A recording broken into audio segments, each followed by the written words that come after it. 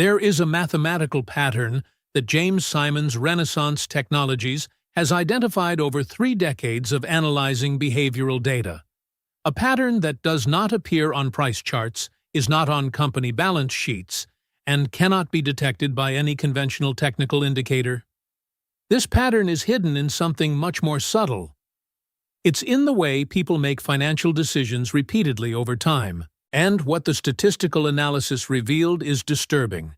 Approximately 87% of people who remain in the same income bracket for entire decades share 3 specific behaviors. These are not obvious behaviors. These are not the addictions you expect. These are habits so silent, so normalized by society, that most people don't even realize they have them.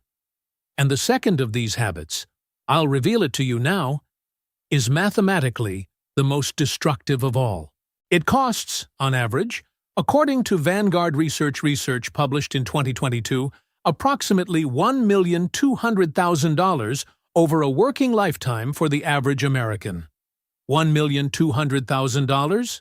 Evaporated? Silently. For a single behavior that you probably do every week without realizing it. Today, I'm going to dissect these 3 habits with the same mathematical precision that Simons used to build the most profitable fund in the history of the financial market. I'll show you exactly how much each of them costs in real numbers.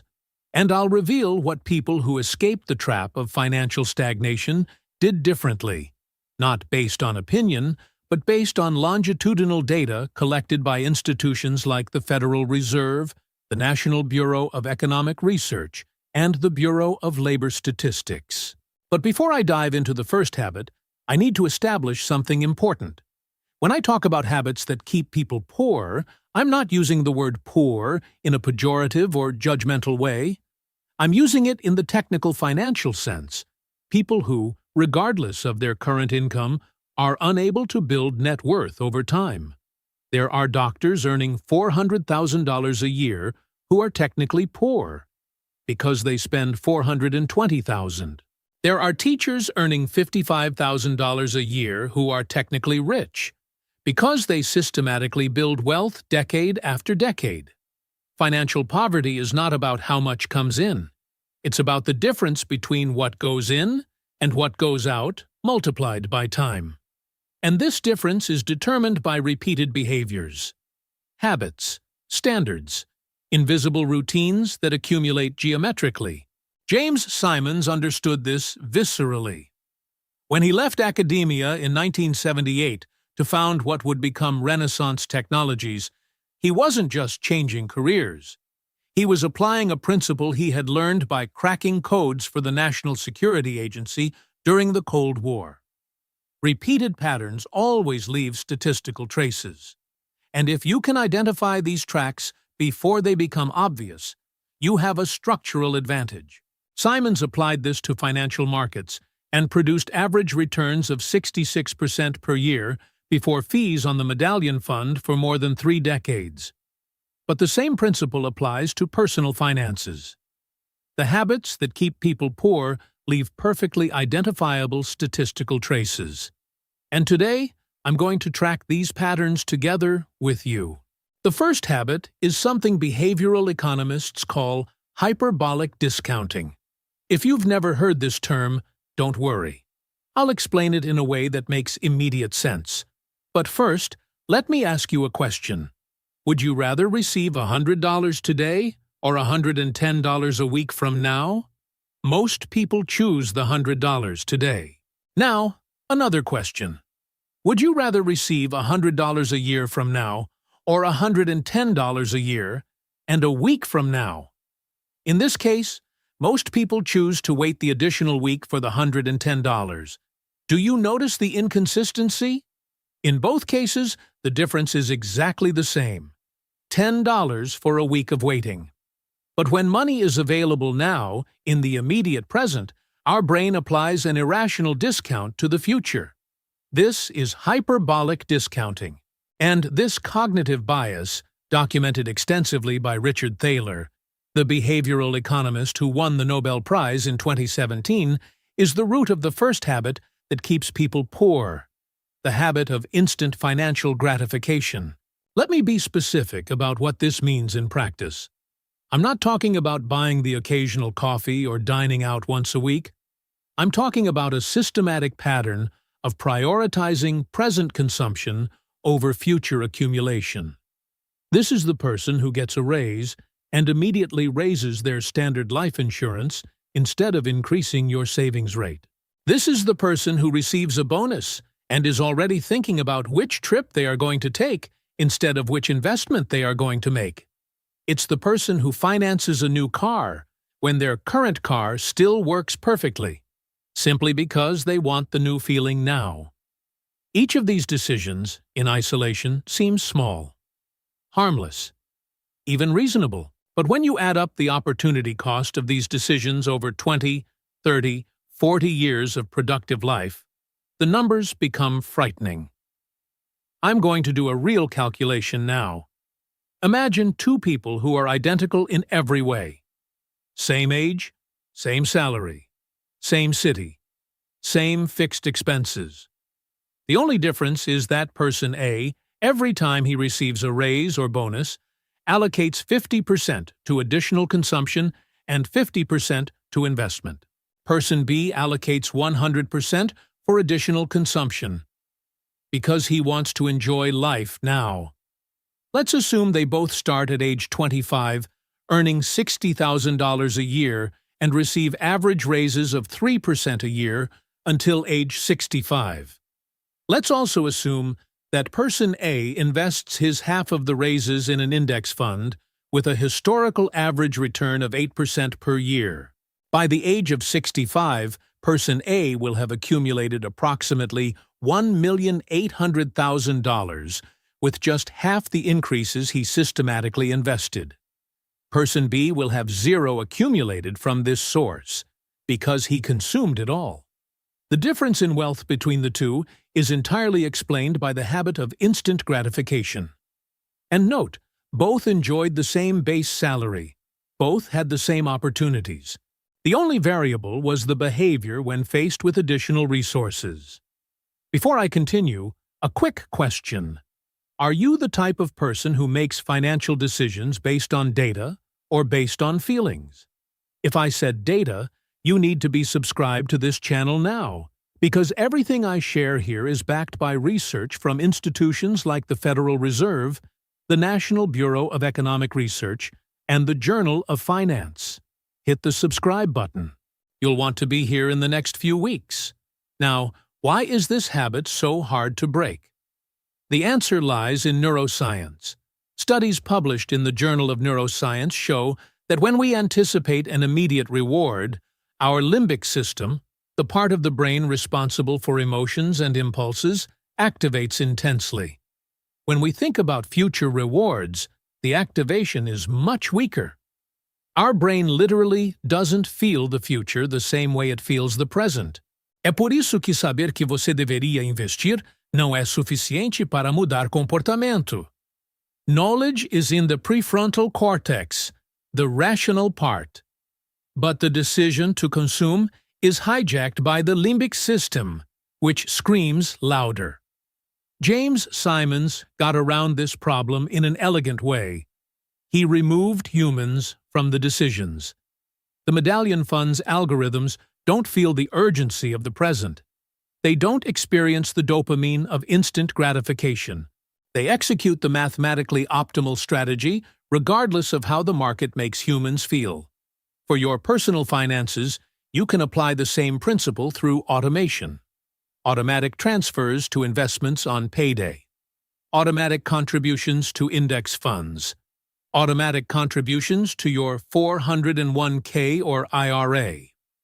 When money goes out before you see it in your checking account, the limbic system has no chance to hijack the decision. Research by economist Shlomo Benartzi, a professor at UCLA, has shown that people who automate their retirement contributions save an average of 70% more over their lifetime than people who rely on conscious monthly decisions. 70% more. Not because they are more disciplined, not because they are smarter, simply because they removed the constant battle between instant gratification and long-term accumulation. Automation is the way to make your rational system beat your emotional system by default. But here's the problem. Even when people understand this intellectually, many still don't implement it. And that brings me directly to the second habit, the most destructive of all. The habit that, according to the Vanguard research I mentioned at the beginning, costs an average of $1,200,000 over a lifetime. This habit has a technical name in the behavioral economics literature: inertial financial procrastination. But I prefer a more direct name: the habit of putting off until tomorrow. Let me explain why this habit is mathematically worse than the first. Instant gratification makes you consume money that you could invest. This is bad. But financial procrastination makes you waste something even more valuable than money: time. And time, in the context of compound interest, is the most powerful variable in the equation. Albert Einstein reportedly called compound interest the eighth wonder of the world. And although the attribution is disputed, the mathematical principle is indisputable. The power of compound interest is not in the rate of return. It's time from exposure to return. I will demonstrate with exact numbers. Imagine three people who invest exactly the same total amount over their lifetime: $180,000. Person A starts at age 25 and invests $500 a month for 30 years until age 55, when he stops investing. Person B starts at age 35 and invests $500 a month for 30 years until he is 65.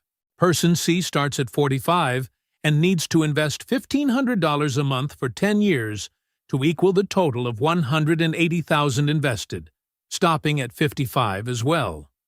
Assuming an average return of 8% per year across all accounts, look at the results at age 65. Person A, who started at 25 and stopped contributing at 55, will have approximately $1,700,000. Person B, who started at 35 and continued until 65, will have approximately $740,000. A pessoa C, que esperou até os 45, terá aproximadamente $270,000. Everyone invested exactly the same nominal amount, $180,000. The $1,430,000 difference between Person A and Person C is entirely explained by a single variable: when they started. That's the brutal math of financial procrastination. And here's what makes this habit particularly insidious. It doesn't feel like a habit. It seems like a series of isolated, reasonable decisions. I'll start investing when I have more job stability. I'm going to open my retirement account after I pay off this debt. I'll think about investments when my salary increases. Each of these sentences sounds perfectly rational. And that's exactly why they're so dangerous. Financial procrastination disguises itself as prudence. It whispers in your ear that you are being responsible by waiting for the right moment. But there is no right time. There is only now and then. And the mathematics unequivocally demonstrate that now wins later by colossal margins. Research from the National Bureau of Economic Research analyzed data from more than 40 million American retirement accounts between 1992 and 2020. The study identified that the average age at which Americans make their first retirement contribution is 31 years old. If that average were to drop to 25 years, a reduction of just 6 years, average retirement wealth would increase by approximately 44%. 44% more equity. Not by investing more money, not to get better returns, simply by starting 6 years early. Each year of procrastination has a compounding cost that amplifies exponentially over time. James Simons viscerally understood the value of time in compound returns. When he founded Renaissance Technologies, he was 40 years old, which many would consider late to start a hedge fund. But he made up for it with obsessive intensity. While other managers took vacations and weekends, Simons and his team of mathematicians and scientists worked tirelessly to find statistical patterns in the data. He couldn't make up for lost time, but he could maximize every available day. And the results speak for themselves. From 1988 to 2021, the Medallion Fund accumulated returns that transformed each dollar initially invested into more than $42,000. The difference between Simons and the average investor wasn't just intelligence or methodology, it was an absolute refusal to waste time. Quick social experiment. I want to test whether people who think mathematically about money focus on specific regions. Put your city in the comment below. It could be Miami, Austin, Chicago, New York, Los Angeles, Bogota, Mexico City, Buenos Aires, wherever you're watching. I'm genuinely curious about the geographic distribution of those interested in rigorous financial analysis. Now, I need to address an objection that is certainly coming to some viewers' minds. But I don't have any money left to invest right now. How can I get started if I can barely pay my bills? This objection seems legitimate. And in some extreme cases of absolute poverty, it is. But for most people who use it, it is a manifestation of the very procrastination habit I'm describing. The 2022 FINRA Foundation survey revealed something fascinating. Among Americans who say they can't afford Investir, 63% have streaming subscriptions that add up to more than $50 a month. 47% eat out more than 4 times a week. 38% have changed smartphones in the last 2 years. I'm not judging any of this behavior. Everyone has the right to spend their money however they want. I'm just pointing out that the phrase, "I don't have money to invest," is often a rationalization, not an accurate description of reality.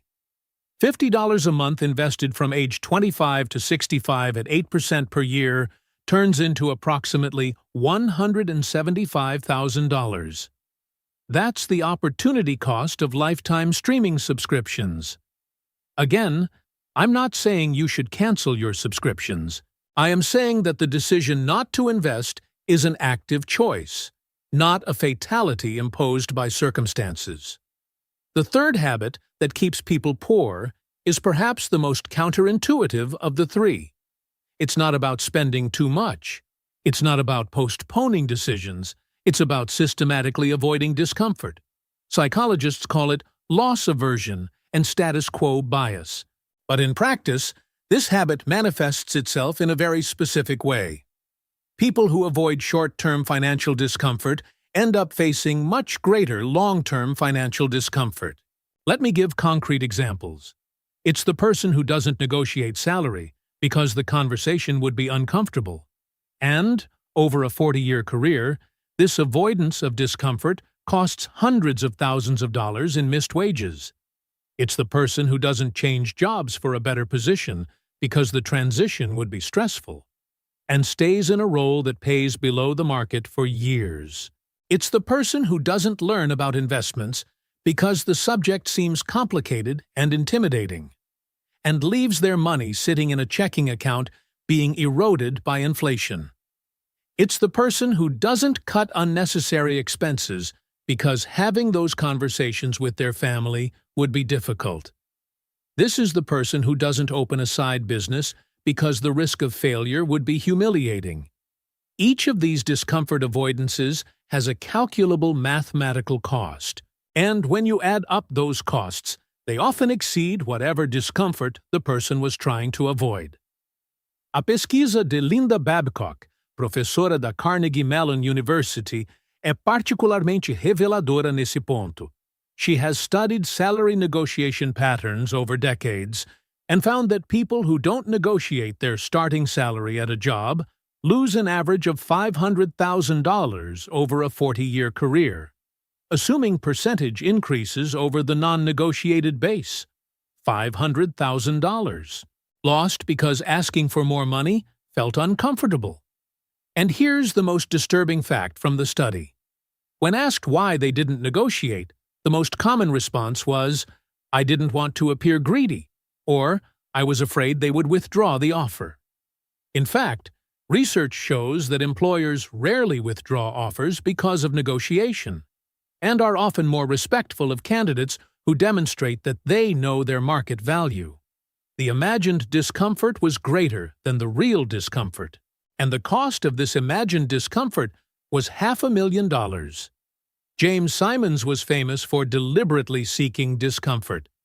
When he decided to found Renaissance Technologies, he could have continued his comfortable academic career at Stony Brook, where he was head of the mathematics department. It had stability, prestige, security, but he chose the discomfort of starting something new at 40, in a field where he had no prior experience, against established competitors who had a decades-long head start. When his first models failed, he could have gone back to academia.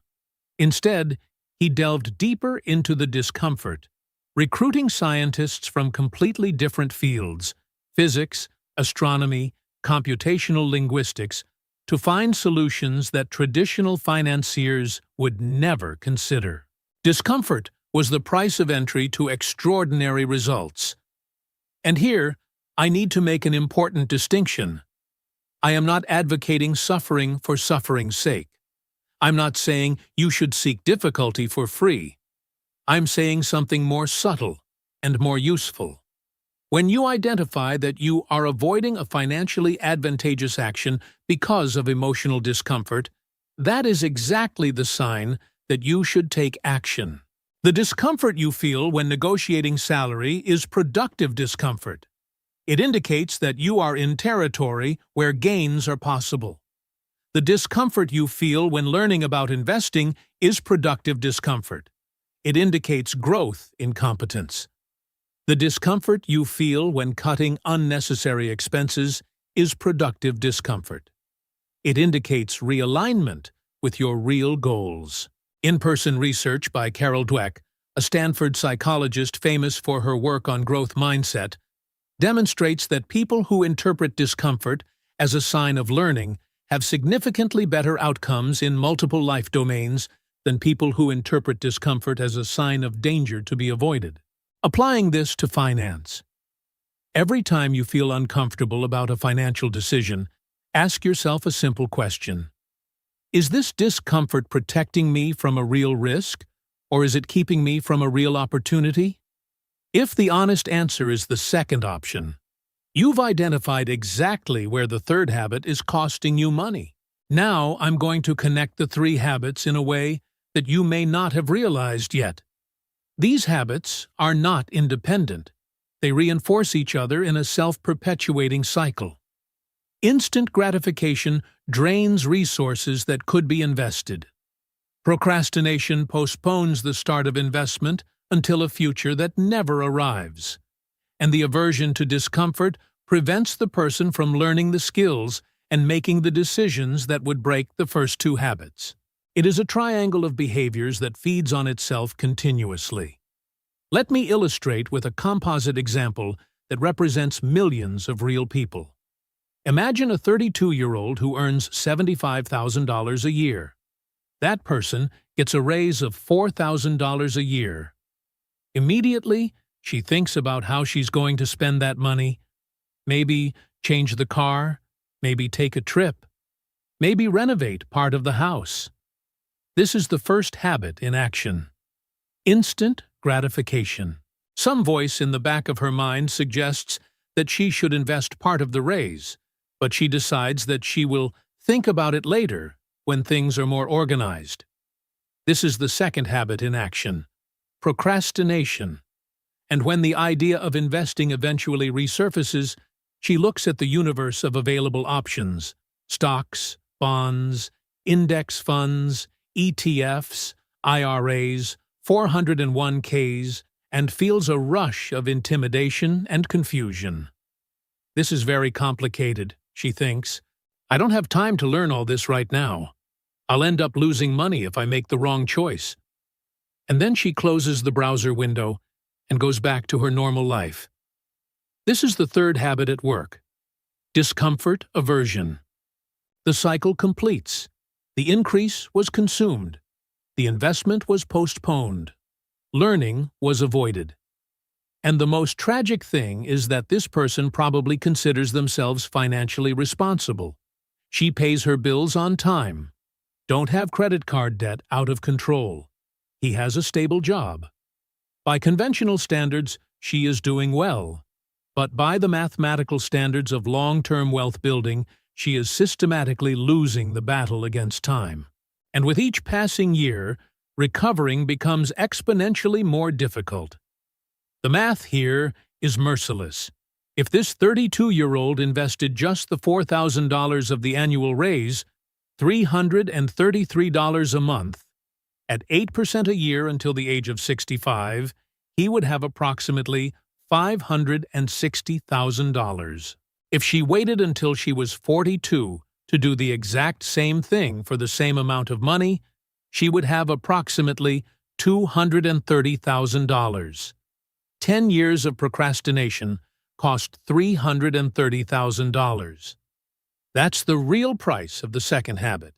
And that's why I said at the beginning that it's the worst of the three. But here's the good news.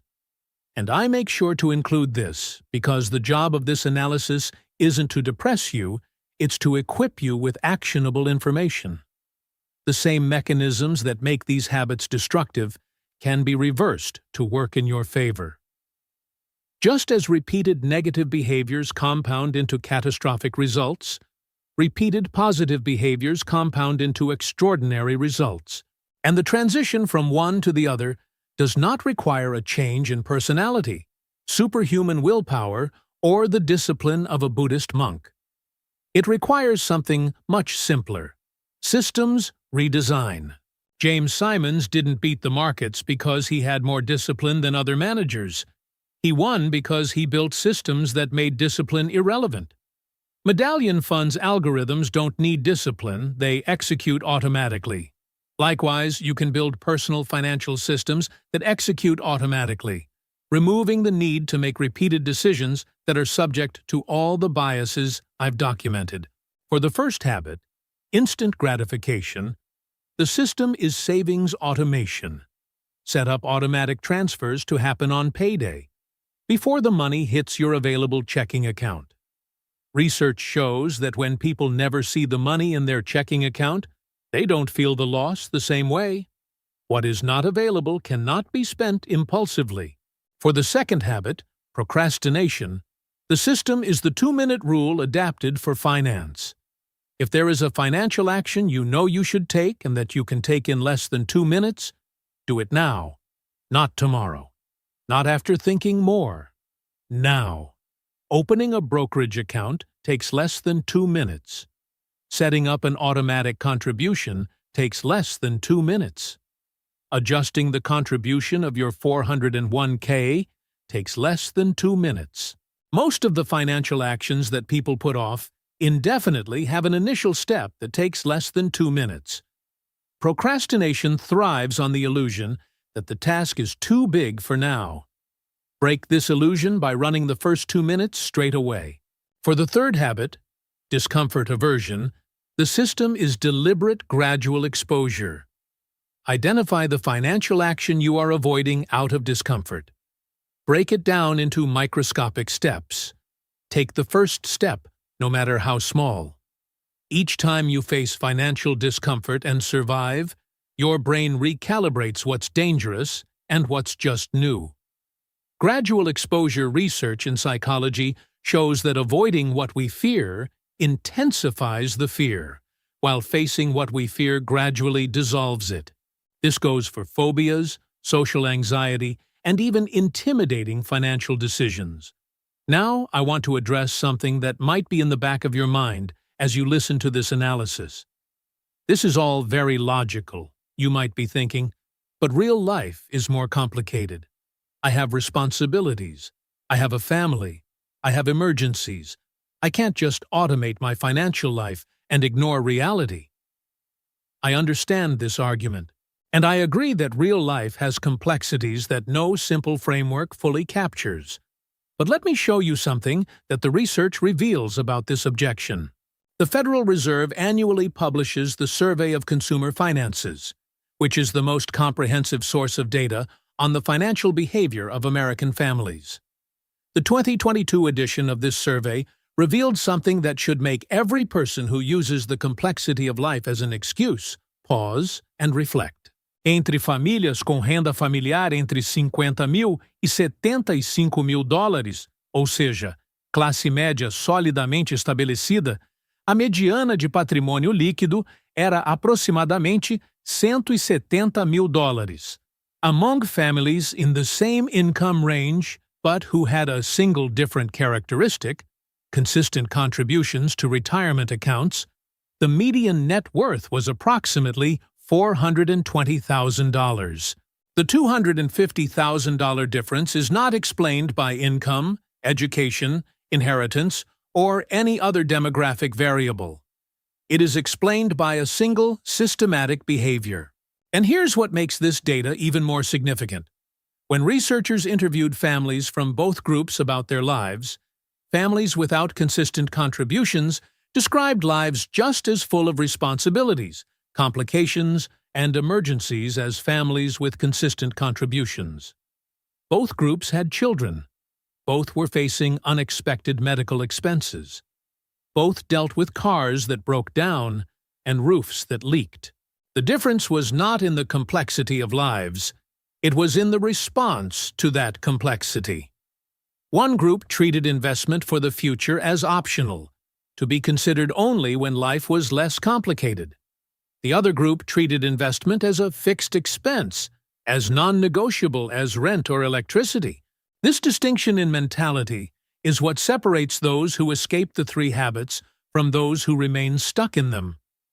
It's not about having an easier life. It's about having a different hierarchy of priorities. And this hierarchy can be chosen consciously. You can decide today that your future self deserves the same consideration as your present self, that the discomfort of delaying gratification now is less than the discomfort of financial dependence later, that the discomfort of learning something new is less than the discomfort of remaining ignorant.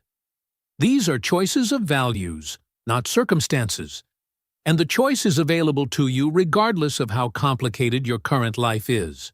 James Simons was fond of a phrase that captures this philosophy. Good decisions come from good models, and good models come from good data. He applied this to financial markets, but the principle is universal. If you want to make better financial decisions, you need to build better mental models of how money works. And to build better models, you need to expose yourself to better data. Not opinions, not hunches, not advice from well-meaning family members, but verifiable data from sources like the Federal Reserve, the Bureau of Labor Statistics, the National Bureau of Economic Research, and peer-reviewed studies of behavioral economics. One of the reasons why the three he habits I've described are so prevalent is that most people form their mental models about money from problematic sources: popular culture, which glorifies consumption; the family, which often transmits the same habits that keep generations in the same income bracket; and the traditional financial industry, which has incentives to keep people confused and dependent on expensive advisors. When you replace these sources with verifiable data, your mental models change. And when your mental models change, your decisions change. And when your decisions change, your results change. Let me give you one more calculation to solidify everything we discussed. Imagine that you are 40 years old today. You realize that you have the three habits I described and decide to make a radical intervention. Starting today, you eliminate $300 a month of expenses that were instant gratification with no real value in your life. Maybe subscriptions you forgot, maybe dinners out that don't bring you happiness commensurate with the cost, maybe impulsive purchases of things you didn't need. That $300 automatically goes into an index fund on payday. You don't touch that money for 25 years until you're 65. At 8% per year, that $300 a month turns into approximately $285,000. This is the equity that has been hidden within your current habits, waiting to be released. Now imagine that you are 30 years old instead of 40. The same $300 a month, for the same 8% a year, but for 35 years instead of 25. The result? Approximately $730,000. The $445,000 difference between starting at 30 and starting at 40 is again the brutal mathematics of the second habit in action. Each year of procrastination takes a toll that increases exponentially. Now that I've established the three habits, their mathematical costs, and the systems to combat them, I need to address a question that may be coming up. Why SIMONS specifically? Why use a billionaire hedge fund manager as a benchmark for personal finance? The answer is that SIMONS is not interesting because he is rich. There are many rich people whose methods are irrelevant to ordinary people. Heirs, lucky ones, beneficiaries of irreproducible circumstances. SIMONS is interesting because the way he thought about the investment problem is transferable to any scale. SIMONS didn't try to predict the future. He tried to identify statistical patterns that gave small probabilistic advantages and apply them repeatedly, consistently, without exception, for decades. He didn't trust human judgment. He trusted automated systems that removed emotion and bias from decisions. He didn't go for home runs. He went for consistent singles that compounded over time. Each of these principles can be applied to your personal finances, regardless of your income level. You can't invest in exotic statistical patterns like the Medallion Fund does, but you can invest in low-cost index funds that capture the market's average return, which, historically, according to data from S&P Dow Jones indices, has outperformed more than 80% of professional active managers over periods of 15 years or more. Você não pode construir algoritmos de trading sofisticados, but you can automate your inputs and rebalancing to remove emotion and bias from your decisions. You cannot earn 66% returns per year, but you can get historical average returns of 8 to 10% per year in the American market, which, compounded over decades, produce results that most people drastically underestimate. The essence of SIMONS' methodology was not technology or advanced mathematics. It was the refusal to let suboptimal human behaviors interfere with long-term results. He built a machine that executed the correct strategy regardless of how humans felt at the time. You can build a simplified version of this machine for your personal finances, and in doing so, you put yourself at a structural advantage over the vast majority of people who continue to make financial decisions based on emotional impulses, procrastination, and an aversion to discomfort. I now want to summarize everything we discussed, because the clarity of the synthesis determines the likelihood of you transforming information into action. The three habits that keep people poor are: first, instant gratification. The pattern of prioritizing present consumption over future accumulation, fueled by the hyperbolic discounting our brain applies to future rewards. The antidote is automation. Remove the decision to save from the control of the impulsive limbic system and delegate it to work. Automatic transfers that happen before you see the money. Second, financial procrastination. The pattern of indefinitely postponing actions you know you should take, disguised as prudence or waiting for the right moment. This is the most destructive habit because it wastes time, and time is the most powerful variable in compound interest. The antidote is the 2-minute rule. If the first step of a financial action can be executed in less than 2 minutes, you do it immediately, without internal negotiation. Third, discomfort aversion. The pattern of avoiding financially advantageous actions because they involve short-term emotional discomfort, whether negotiating salary, learning about investments, or cutting unnecessary expenses. The antidote is gradual exposure, breaking down the intimidating action into microscopic steps and taking the first step, progressively recalibrating what your brain categorizes as dangerous. These three habits reinforce each other in a vicious cycle. But the good news is that the antidotes also reinforce each other in a virtuous cycle. When you automate your finances, procrastination becomes impossible because action happens without decision. When you eliminate procrastination, the discomfort of learning about finances lessens because you start to see results. When you face discomfort and learn, the temptation for instant gratification diminishes because you viscerally understand the opportunity cost of every impulsive consumption. Cycles work in favor of whoever takes the first step. And this first step doesn't have to be huge. I'm not asking you to revolutionize your financial life tomorrow. I'm asking you to do one thing. Identify which of the three habits is most present in your current life. Just one. And then identify the smallest possible action you can take in the next 2 minutes to start reversing that specific habit.